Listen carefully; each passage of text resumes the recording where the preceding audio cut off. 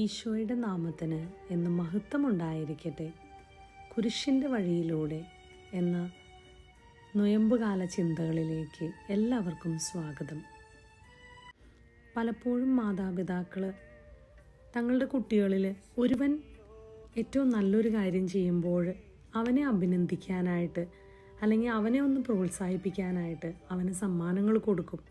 ആ കൊടുക്കുന്ന സമയത്ത് ഒന്നിൽ കൂടുതൽ കുട്ടികളുണ്ടെങ്കിൽ ഈ പ്രത്യേക വ്യക്തിയെ അഭിനന്ദിക്കാനായിട്ട് അവനെ ആ കൂട്ടത്തിൽ നിന്ന് മാറ്റി നിർത്തിയിട്ടാണ് നമ്മൾ അവന് സമ്മാനം കൊടുക്കുന്നത്. അല്ലെങ്കിൽ അവനൊന്ന് പ്രോത്സാഹിപ്പിക്കാനായിട്ട് എന്തെങ്കിലും ഒരു ഗിഫ്റ്റ് പോലെ കൊടുക്കുന്നത്. ഇതുപോലെ തന്നെയാണ് നമ്മുടെ ജീവിതത്തിലും. പലപ്പോഴും നമുക്ക് തോന്നും, നമ്മൾ മാറ്റി നിർത്തപ്പെടുകയാണോ മറ്റുള്ളവരുടെ മുന്നിൽ നിന്ന്, അല്ലെങ്കിൽ ദൈവത്തിൻ്റെ മുന്നിൽ നിന്ന്? ഒരുപക്ഷെ ദൈവം എന്നെ മറന്നുവോ എന്നെല്ലാമുള്ള ചിന്തകൾ നമ്മുടെ ഹൃദയത്തിലേക്ക് വരും.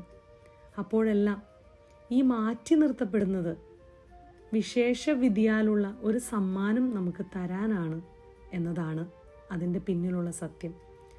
പ്രിയമുള്ളവരെ, ഇന്ന് ഈ കുരിശിൻ്റെ വഴിയിലൂടെ നമ്മൾ യാത്ര ചെയ്യുമ്പോൾ, നൊയമ്പ് കാലത്തിലൂടെ പോകുമ്പോൾ, ആരെങ്കിലും നമ്മുടെ കുടുംബത്തിലോ നമ്മുടെ ഓഫീസിലോ അല്ലെങ്കിൽ നമ്മൾ കണ്ടുമുട്ടുന്ന സ്ഥലങ്ങളിലോ മാറ്റി നിർത്തപ്പെട്ടു എന്ന് നമുക്ക് തോന്നുകയാണെങ്കിൽ അയാളെ ആശ്വസിപ്പിക്കാനും അയാൾക്ക് വേണ്ട സന്തോഷങ്ങളും സമാധാനവും കൊടുക്കാനും നമുക്ക് ഓരോരുത്തർക്കും ശ്രമിക്കാം.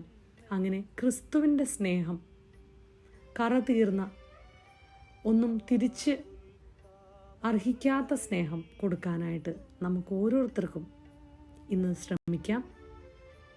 ക്രൂശിതൻ നമ്മളെ ഓരോരുത്തരെയും അനുഗ്രഹിക്കട്ടെ.